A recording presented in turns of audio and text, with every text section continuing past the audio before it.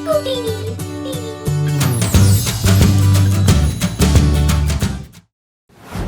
Soldier, Ghost of Kargil.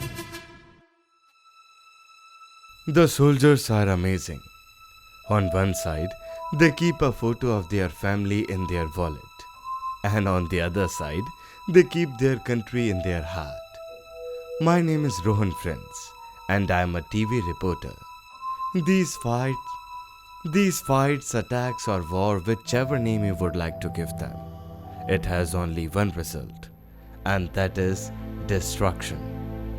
In every war, someone or the other loses their brother, father, or son. And I am also one of them, who has lost his soldier dad in the war of Kargil. I have spent my childhood reading letters from my father, due to which somewhere I started hating these wars. But destiny doesn't work according to us. It has its own rules. That day I was very worried. We were covering a murder case. Just then, my boss called me into his cabin and said, Rohan, you have to leave for Kargil today. Kargil? What is there, sir? I haven't even completed my story yet. Anybody can cover these murder stories, but Kargil's Vijay Diwas story is more important than this. You are one of our best reporters, and this time we want to telecast such a story on our channel, which will fill everybody's heart with great patriotism for the country. I tried a lot to convince my boss, but he didn't want to compromise with the quality of their channel in any way. And finally, he sent me to the Kargil. I kept thinking on my way to Kargil that what exactly I will cover after reaching there. There were so many questions in my mind. And in order to find the answers of my questions, I reached that place in Kargil where my place of accommodation was already booked. After going there, I saw that there were some new officers and some retired colonels present there. If I wanted, I could directly go and talk to them. But I didn't do it. The reason behind it was that I have always talked to my father's uniform, but I never got the privilege to talk to any soldier. Just then, a soldier who was wearing a mask and had a broad chest and height about 6 feet tall came and said to me, "Have you came to take our interview?" "Oh yes." "Very good. Our story also must reach the common man. You are really doing a good job." The soldier's words directly hit my heart. And no matter how much I hate war, but after talking to him, that feeling was suppressed. I kept on looking in those shining eyes of that soldier and said, "Actually, you are doing the best part, far away from your family on the border." After talking to him, I had an urge to know their story. On the first day, I covered all the preparations happening there. And also while talking to the retired colonel, I came to know about a place where few soldiers used to stay and they sacrificed their lives while protecting our border. Without wasting any time, I left for that place and decided to spend the night there only. The soldiers had decorated that place with the belongings of the martyred soldiers. There must be so many stories associated with these things. I don't know what must be going on in their mind before using their belongings. While touching those things, I tried to remember the condition of that time. As soon as I touched the blood marks on a bulletproof jacket, I started hearing soldiers' conversation and bullet sounds during the war. And I suddenly take my hands from that jacket.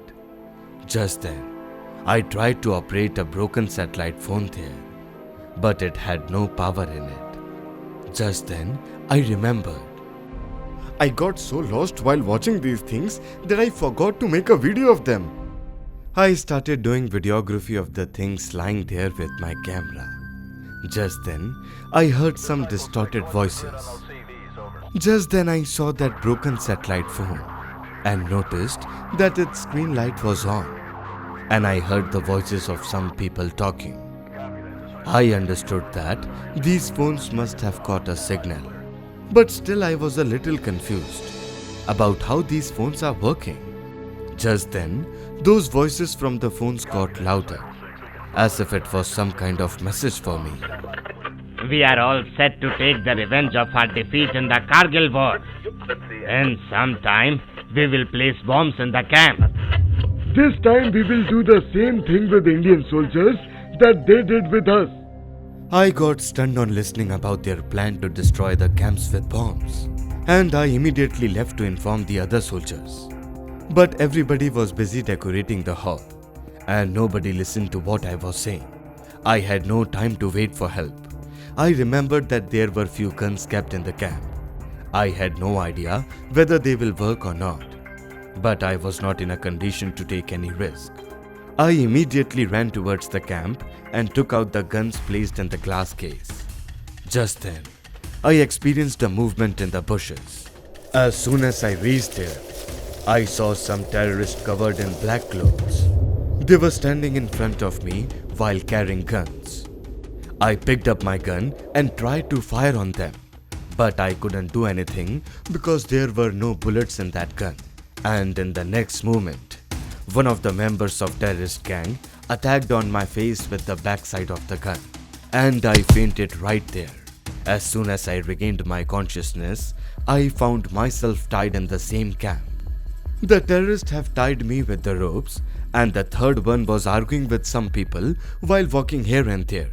I was so nervous, and deep inside, I started praying that one of the soldiers of the Indian army must come into the camp and save me.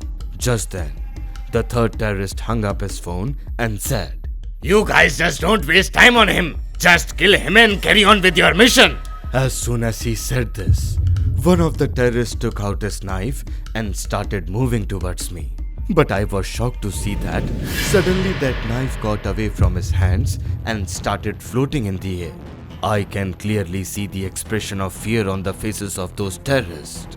All my ropes opened automatically, and also the tape on my mouth also got opened. Just then, something happened which I couldn't even think in my dreams. I don't know from where the same soldier entered there with whom I had a word in the morning, and he did something due to which the hands of the terrorist got tied. Just then, that soldier looked at me and opened his mask. I got stunned on seeing the face of the soldier, and I got emotional. Papa? Yes, my son Rohan. I am really proud of you. The way you picked up that gun for the safety of your country. Now stop crying. You are a soldier's boy. But how is this possible? A soldier always keeps his family in his wallet and his country in his heart. Whenever my country needs it, I will keep coming for it. After which few more soldiers came in the camp while holding bombs in their hands. And seeing my country safe because of them, I saluted them with tears in my eyes. And slowly they all vanished in the air. No matter how hard the situation is, a soldier is always ready to fight for his country. Now when I have experienced this, I will give tribute to all the soldiers who have sacrificed their life while protecting their country. Jai Hind! If you enjoyed this video, do like, share and comment. And to be the first person to watch our videos, make sure to subscribe the channel and press the bell icon for timely notifications.